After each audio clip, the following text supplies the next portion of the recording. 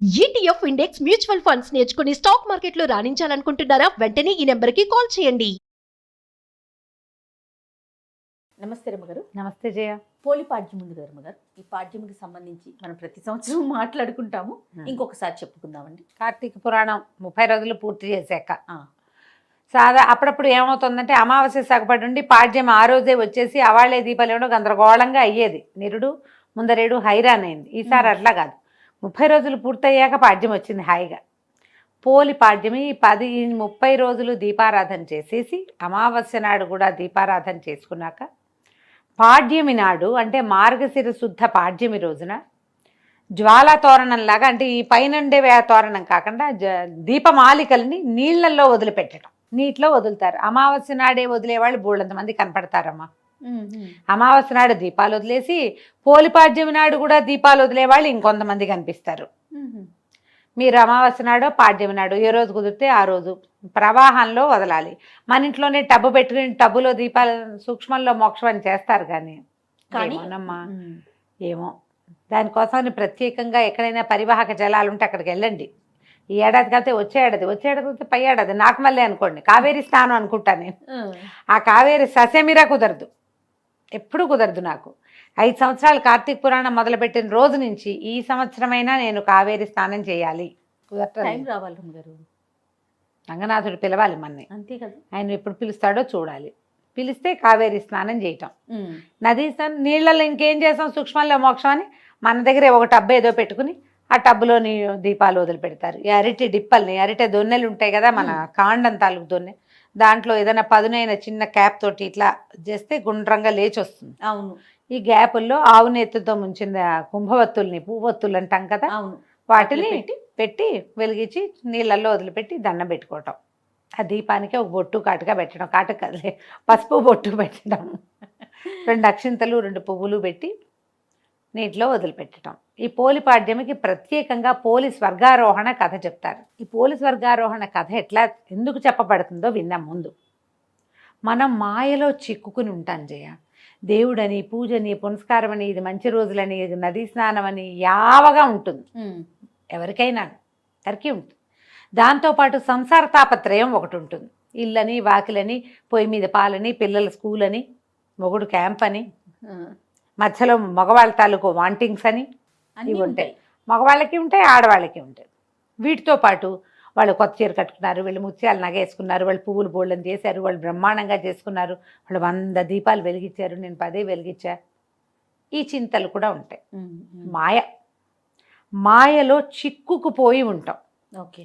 ఒక్కరోజైనా ఈ కార్తీకం 30 రోజుల్లో కనీసం ఆఖరి రోజైనా మాయని తొలగించుకుని భగవంతుడి పైన ఆయన మీద తదేక దృష్టితోటి భగవదారాధన మాత్రమే చేయటానికైనా ఈ రోజును వాడుకోండి అని చెప్పడానికే ఈ పాడ్యమిని కలిపారు ఇందులో.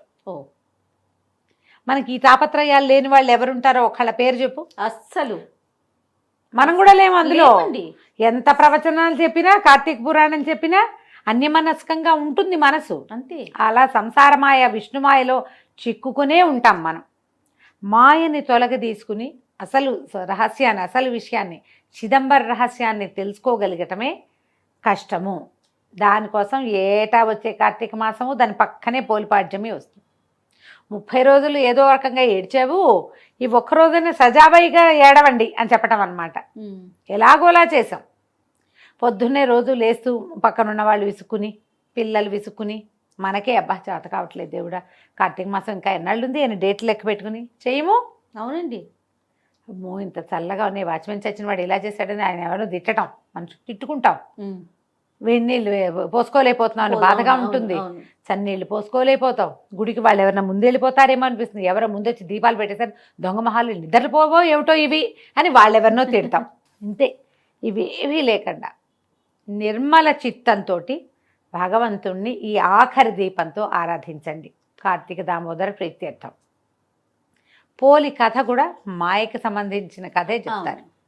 కృష్ణా జిల్లాలో, కృష్ణా తీరంలో, నదీ తీరం బాదర అనే ఒక గ్రామం ఉండేదట.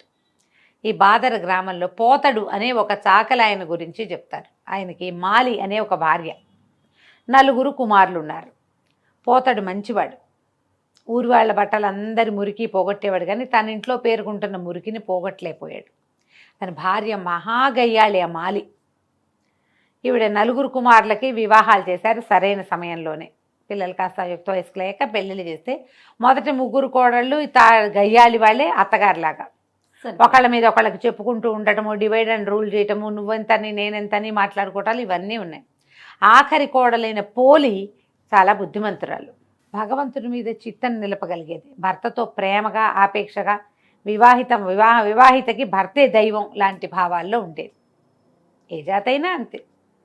మొగుడికి ఇష్టమయ్యేదిగా వండి పెట్టడం, అతను చెప్పిన మాట వినటం, అతను ఏదైనా ఒకటి అనుకుంటే దాని ప్రకారం పనిచేయటం, అతను సమయానుకూలంగా తన పనులను సర్దుకోవటం, ఇంతే చాలమ్మా. పూజ చేయాలా మొగుళ్ళకి, అదే కదా, ఏమక్కర్లా, ఇదే చేయాలి.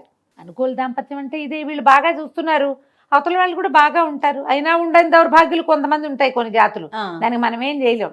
కానీ మనం బాగా ఉంటే అవతల వాళ్ళు బాగా ఉండటం మనకు తెలుసు కదా, సహజంగా చూస్తాం. అయితే ఏమైంది, ఈ పై 3 కోడళ్ళు అత్తగారు ఏకమయ్యి ఈ పోలిని నానా హింస పెట్టేవారు. అంటే ఉందని, అనకపోతే అనలేదని, నుంచుంటే నుంచుందని, నుంచోకపోతే నుంచోలేదని, ఇట్లా ఎంతసేపు ఏదో ఒక తగాదా పెట్టేవాళ్ళు, ఎక్కిరిచ్చేవారు, హేళన చేసేవాళ్ళు. దీనికి పూజ, దీనికి భక్తి అని ఎక్కిరిచ్చేవాళ్ళు.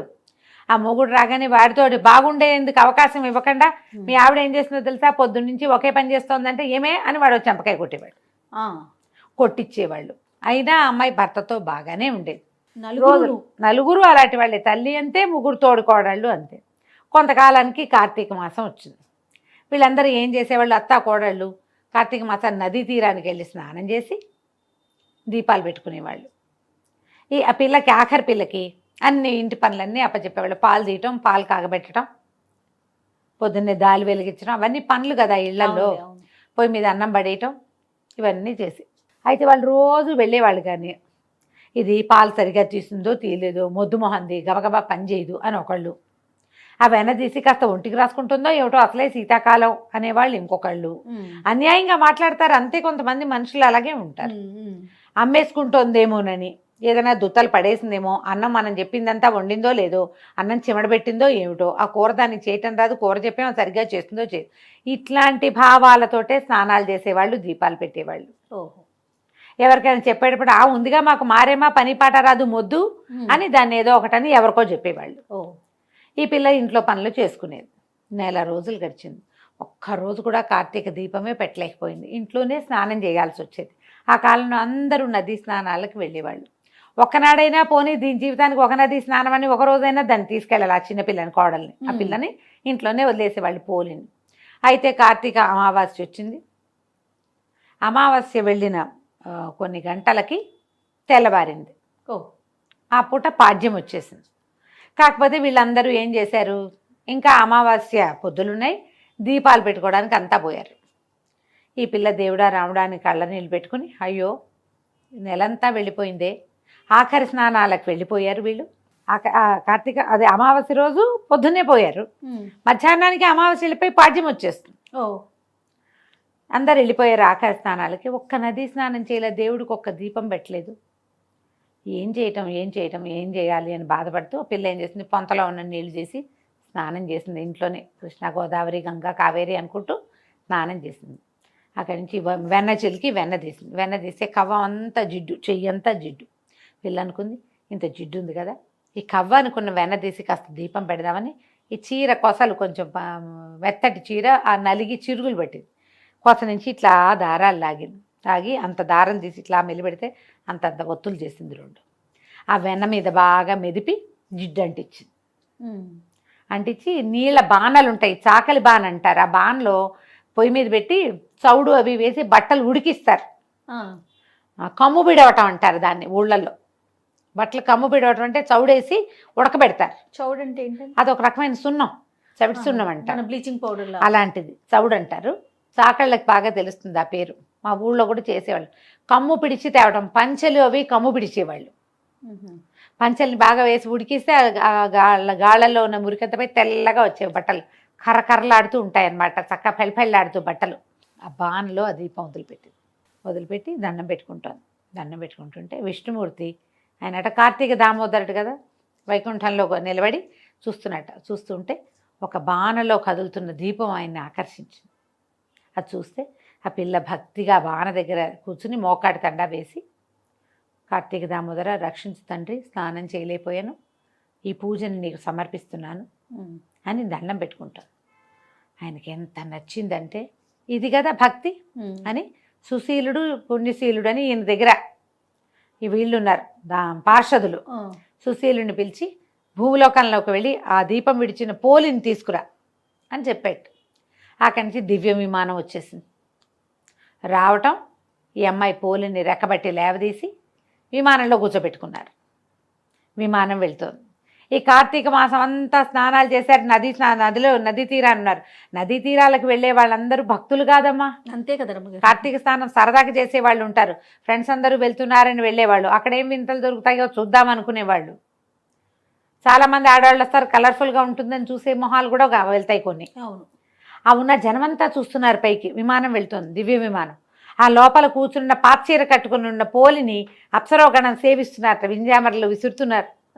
అందరే పోలి పోలి పోతాడు కోడలు, ఆఖరి పిల్ల పోలి స్వర్గారోహణ వెళ్ళిపోతుంది. దాని విమానం ఎక్కుతుందంటే కోడళ్ళు ఆశ్చర్యపోయారు. అయ్యి బాబా ఇదేంటి ఇది వెళ్ళిపోతుందని పరిగెత్తుకుంటూ వెళ్ళి అత్తగారు వెళ్ళి పోలి కాళ్ళు పట్టుకుంటారు. ఆ పోలి కాళ్ళు వేళ్లాడేసుకుని కూర్చుందిట విమానంలో ఓ బయటకి. కాళ్ళు పట్టుకుంది. అత్తగారి కాళ్ళు పెద్ద కోడలు, పెద్ద కోడలి కాళ్ళని రెండో కోడలు, రెండో కోడలి కాళ్ళని మూడో కోడలు పుచ్చుకుని వేళ్లాడుతూ వెళ్ళారు. అక్కడ కూడా వదల పైకి వెళ్ళేసరికల్లా ఆ సుశీలుడు అన్నట్ట, మీరెవరు, మీకు మాతో పాటు వచ్చే అర్హత లేదు, పొండి పొండి వదిలేయండి చేతులు అన్నట్టు.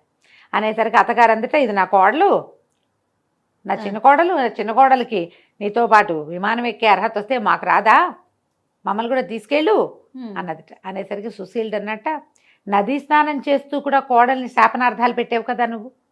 దీపం పెడుతూ ఒక మంచి ముక్కాడేవా, దీపాలు పెడుతూ ఇతరులతో మాట్లాడారు, కుండేలు చెప్పారు, నేరారోపణ చేశారు.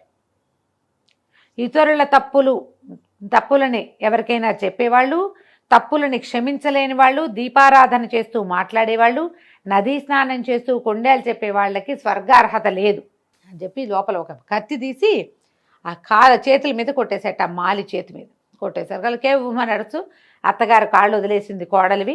మొత్తం అందరూ పడిపోయారు ఢమామని కిందకి. గుంపంతా కింద పడిపోయింది. జనాలంతా చూస్తూ ఉండగానే నెత్తి తడుముకున్నారు. వీళ్ళు లేచి పోలిని మాత్రం చక్కగా స్వర్గారోహణ చేయించేశారు. ఆ అమ్మాయి సశరీరంగానే విష్ణు సాయుధ్యాన్ని పొందింది. ఈ కథను చెప్పుకుని నీళ్ళలో దీపాలు విడిచిపెట్టండి. దీనికి ముందు ఏం పూజ చేయాలి అందరూ అడుగుతారు. మీరు విష్ణు పూజ చేస్తూ ఉంటే విష్ణుమూర్తికి పూజ, దీపాలు పెద్దగా పూజ పునస్కారం రావండి, మామూలుగా పెట్టిన దేవుడికి దీపాలు పువ్వులు పెట్టండి, చక్కగా దీపము ధూపము పెట్టండి. 4 అరటిపళ్ళు, 2 కొబ్బరికాయలు, 4 లెక్క కాదు క్యాజువల్గా చెప్తున్నా, పళ్ళు కొబ్బరికాయ అవి నివేదన చేయండి. దీపాలు పెట్టుకోండి ఇంట్లో. తర్వాత నీళ్ళలో దీపాన్ని వదిలిపెట్టండి. ఓకే. విష్ణువారాధన చేసేవాళ్ళు విష్ణువారాధన, శివారాధన చేసేవాళ్ళు శివారాధన. ఏం కాదు, రోజువారీ మేము ఊరికే దీపం పెట్టుకుంటాం, అవి కూడా పెట్టుకోండి. ఓకే. పెట్టుకోవటం, ఈ దీపాన్ని నీటిలో వదిలిపెట్టి ఈ కథని చదువుకుని విని 2 అక్షంతలు దేవుడి మీద వేసి మీ మీద వేసుకోండి. పోలి స్వర్గారోహణ కథ పూర్తవుతుంది. దీపాలు నీళ్లలో విడవటంతో కార్తీక మాసాన్ని పూర్తిగా సుసంపన్నం చేసుకుంటాం. ఈ 30 రోజుల్లో చేయలేని వాళ్ళందరూ కూడా ఈ చివరి రోజున చేసినా కూడా మీకు పూర్తి కార్తీకాన్ని ఆచరించిన ఫలితం లభిస్తుంది. ఏకైక రూలు, ఇతరులని నిందించవద్దు. దీపారాధన చేసేటప్పుడు కానీ, దైవారాధన చేసేటప్పుడు కానీ, స్నానం చేసేటప్పుడు కానీ మాట్లాడవద్దు. నమస్కారం చేసుకోండి, అయిపోతుంది. ఏదైనా ఇబ్బంది కనుక అలా అనిపిస్తే రమ్మగారు, పీరియడ్స్ వస్తే వచ్చే సంవత్సరం చేసుకుందరు కానమ్మా, ఏం కొంప మునక లేదు. పీరియడ్లో ఉన్నా చెయ్యండి, ఇలాంటివి నేను చెప్పను. నమస్తే రమ్మగారు. నమస్తే జయ.